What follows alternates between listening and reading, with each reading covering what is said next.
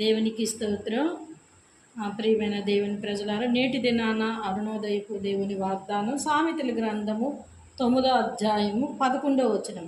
నా వలన నీకు దీర్ఘాయుష్యు కలుగును, నీవు జీవించిన సంవత్సరములు అధికములగును.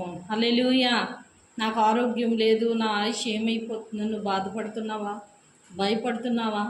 అయితే దేవుని వాక్యం సెలవిస్తుంది, నా వలన నీకు దీర్ఘాయుష్యు కలుగును. దేవుని వలన, దేవుని యందు విశ్వాసం నమ్మిక ఉంచినప్పుడు దేవుడు నీకు దీర్ఘాయుష్ను దయచేస్తాను. నీవు జీవించిన సంవత్సరాలు ఆయన అధికము చేస్తానని దేవుడు తెలియచేస్తూ ఉన్నాడు.